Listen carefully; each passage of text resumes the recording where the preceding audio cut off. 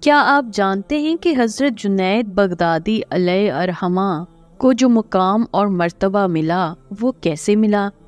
اور کیا آپ کو معلوم ہے کہ آپ علیہ السلام کا وہ کون سا ایسا عمل تھا جو اللہ رب العزت اور اس کے رسول کو بہت پسند آیا؟ تو چلیے چلتے ہیں آج کی ویڈیو کی جانب۔ بغداد شہر میں ایک نوجوان پہلوان تھا جس کا نام جنید تھا۔ پورے بغداد میں اس پہلوان کے مقابلے کا کوئی نہیں تھا۔ بڑے سے بڑا پہلوان بھی اس کے سامنے زیرو تھا۔ کسی کی مجال نہیں تھی کہ اس کے سامنے کھڑا ہو سکے، اس سے نظر ملا سکے، ان کا مقابلے کا چیلنج دے سکے۔ وہ ایک مخلص دیندار اور پکے عاشق رسول صلی اللہ علیہ وآلہ وسلم بھی تھے، اس لیے شاہی دربار میں بھی ان کو بڑا مقام حاصل تھا اور بڑی عزت و احترام کی نگاہ سے انہیں دیکھا جاتا تھا، اور بادشاہ وقت کی نظر میں بھی ان کا خاص مقام اور مرتبہ تھا۔ ایک دن جنید پہلوان شاہی دربار میں اراکین سلطنت کے ساتھ بیٹھے ہوئے تھے کہ کسی نے دربار میں حاضر ہونے کی اجازت مانگی۔ بادشاہ نے خدام سے کہا کہ دیکھو کون ہے۔ گویا خدام نے عرض کیا کہ اے بادشاہ سلامت، ایک کمزور اور ناتواں شخص کھڑا ہے، بہت سیدھا سا لباس ہے اور کمزوری کا یہ عالم ہے کہ صحیح طرح کھڑا بھی نہیں ہو پا رہا۔ اس نے ایک پیغام دیا ہے جو جنید پہلوان کے لیے ہے۔ وہ کہتا ہے کہ میں جنید پہلوان سے کشتی لڑنا چاہتا ہوں، ان سے کہو کہ میرا چیلنج قبول کرے۔ اور اس کا پیغام سن کر بادشاہ نے حکم جاری کیا کہ اسے دربار میں حاضر کیا جائے، اور وہ اجنبی کمزور شخص جب ڈگمگائے پیروں سے دربار میں داخل ہوا تو سب کی نظریں اس کی طرف تھیں۔ اسے دیکھ کر وزیر نے پوچھا تم کیا چاہتے ہو؟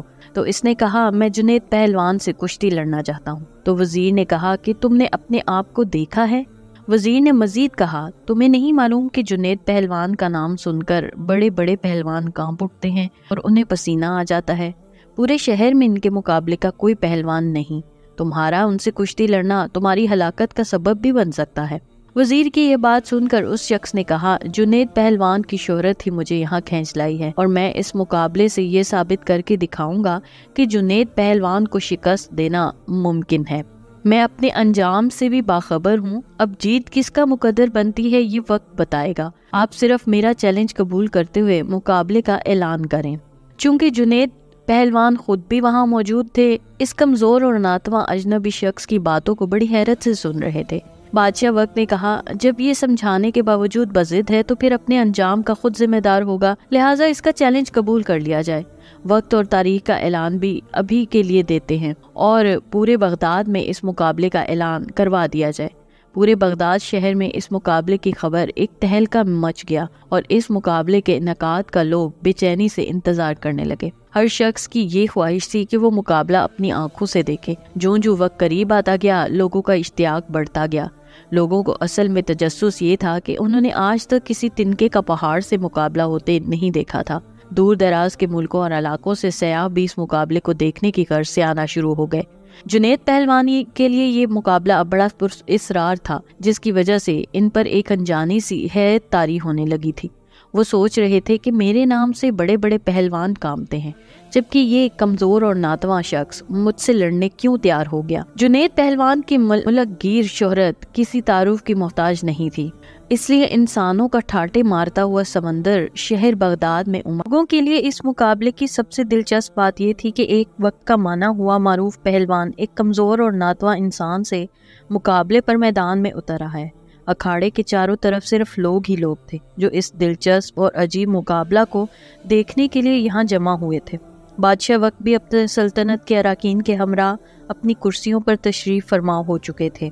جنید پہلوان بھی بادشاہ کے ہمراہ موجود تھے۔ سب کی نظریں اس پراسرار کمزور اور ناتواں شخص پر جمی ہوئی تھیں جس نے وقت کے نامور پہلوان کو کشتی کا چیلنج دے کر ایک تہلکہ مچا دیا تھا۔ جنید پہلوان پہنچ چکے تھے، لیکن اب لوگوں کو اس اجنبی شخص کا بے چینی سے انتظار تھا۔ لوگوں کے اس جم غفیر کو یہ خدشہ تھا کہ وہ اجنبی شخص مقابلے کے لیے نہیں آئے گا۔ جنید پہلوان جب اکھاڑے میں اترے تو لوگوں نے بھرپور نعروں سے ان کا استقبال کیا اور ان کا حوصلہ بڑھایا۔ اسی لمحہ لوگوں کے صفوں کو چیرتا ہوا وہ کمزور سا اجنبی شخص اکھاڑے میں داخل ہو گیا۔ کمزور اور ناتواں شخص کو دیکھ کر ہر کوئی یہ سوچ رہا تھا وہ شخص جنید جیسے پہلوان کی ایک پھونک سے اٹھ جائے گا۔ اس کا اتنے منچے ہوئے پہلوان سے لڑنا دانش مندی نہیں، لیکن پھر بھی یہ مجمع اس مقابلے کو دیکھنے کی غرض سے یہاں جمع تھا اور بالآخر مقابلہ شروع ہو گیا۔ दोनों पहलवान आमने सामने हुए, हाथों में हाथ डाले गए। पंजा आजमाई शुरू हुई। इससे पहले कि जुनैद कोई दाव लगाकर इस अजनबी शख्स को जेर करता, इसने आहिस्ता से जुनैद से कहा, अपना कान इधर लाओ, मैं कुछ कहना चाहता हूँ। तो जुनैद करीब हुए और कहा कि बताओ क्या कहना चाहते हो। वो अजनबी बोला, ए जुनैद, मैं कोई पहलवान नहीं हूँ, जमाने का सताया हुआ हूँ। मैं आले रसूल सल्लल्लाहु अलैहि वसल्लम हूँ। सैयद घराने से मेरा ताल्लुक है। मेरा एक छोटा सा कुंबा है, हफ्तों से फाकों में है और जंगल में पड़ा हुआ है। छोटे बच्चे शिद्दत भूख से बेजान हो चुके हैं। खानदानी गैरत किसी से 10 सवाल नहीं करने देती। सैयदजादों के जिस्म पर पहने हुए कपड़े भी फटे हुए हैं। बड़ी मुश्किल से यहाँ तक पहुँचा हूँ। मैंने इस उम्मीद पर तुम्हें चैलेंज किया था कि तुम एक सच्चे आशिक रसूल हो और तुम्हें इनके घराने से अकीदत भी है। वो अजनबी शख्स मजीद कहने लगा, आज खानदान नबुव्वत की लाज रख लीजिए। मैं वादा करता हूँ, आज तुमने मेरी लाज रखी तो कल मैदान महशर में अपने नाना जान से अर्ज करके फतह कामरानी का ताज तुम्हारे सर पर रखवाऊंगा।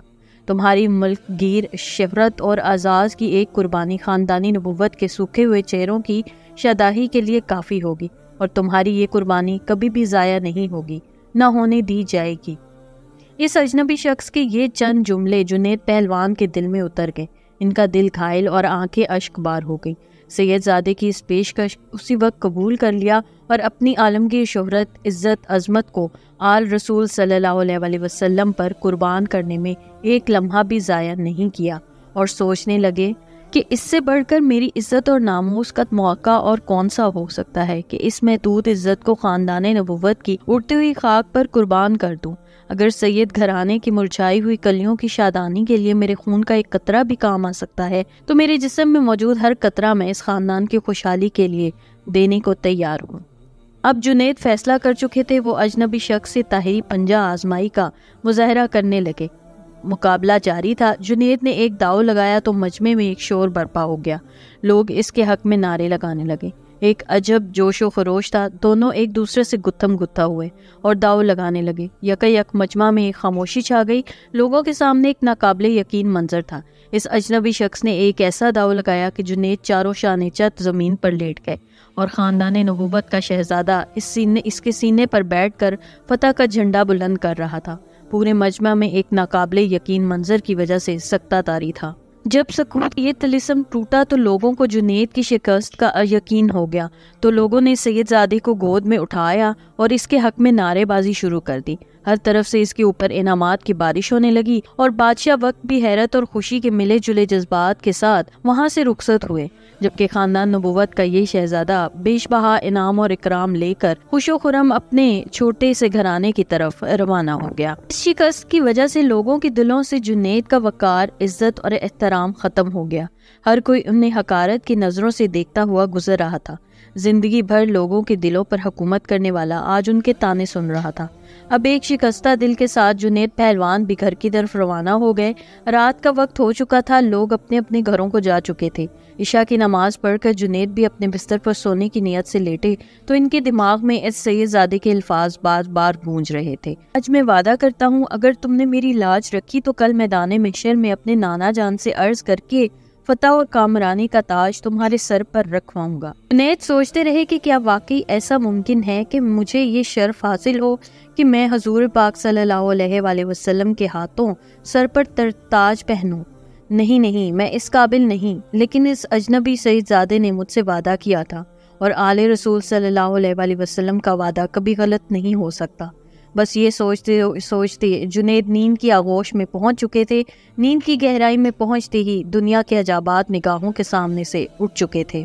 एक बहुत हसीन ख्वाब निगाहों के सामने था और यकायक गुंबद खजरा आंखों के सामने जलवागर हो गया, जिससे हर सिमत रोशनी बिखरने लगी और देखते ही देखते एक नौरानी हस्ती जलवा फरमा हुई, जिनके हुस्न से जुनैद की आंखें खैर हो गईं। दिल कैफ और सुरूर में डूब गया। दरो दीवार से आवाज़ें आने लगीं, अस्सलातो सलाम अलैका या रसूल अल्लाह। जुनैद को समझ में आ गया कि ये तो मेरे आका सल्लल्लाहु अलैहि वसल्लम हैं, जिनका मैं कलमा पढ़ता हूँ। जुनैद उसी वक्त कदमों में गिर गए तो हुजूर पाक सल्लल्लाहु अलैहि वसल्लम ने फरमाया, ए जुनैद उठो, क़यामत से पहले अपनी किस्मत की सरफराजी का नज़ारा कर लो। नबी ज़ादों की नामोज के लिए शिकस्त की ज़िल्लतों का इनाम क़यामत तक कर्ज नहीं रखा जा सकता। सर उठाओ, मैं तुम्हारे लिए फतह और करामत की दस्तार लेकर आया हूँ। آج سے تمہیں عرفان و تقرب کے سب سے اونچے مقام پر فائز کیا جاتا ہے۔ اب تمہیں اولیاء کرام کی سروری کا اعزاز مبارک ہو۔ اس کے بعد حضور پاک صلی اللہ علیہ وسلم نے جنید پہلوان کو سینے سے لگا لیا۔ اس موقع پر سرکار دو عالم صلی اللہ علیہ وسلم نے حالت خواب میں کیا کچھ عطا کیا، اس کا اندازہ لگانا مشکل ہے۔ اس طرح کی مزید دلچسپ ویڈیوز دیکھنے کے لیے دیکھتے رہیے میرے چینل کو لائک، سبسکرائب اور شیئر ضرور کیجیے، اور ساتھ ہی ساتھ بیل آئیکن کو بھی دبا دیجیے۔ شکریہ۔ اللہ حافظ۔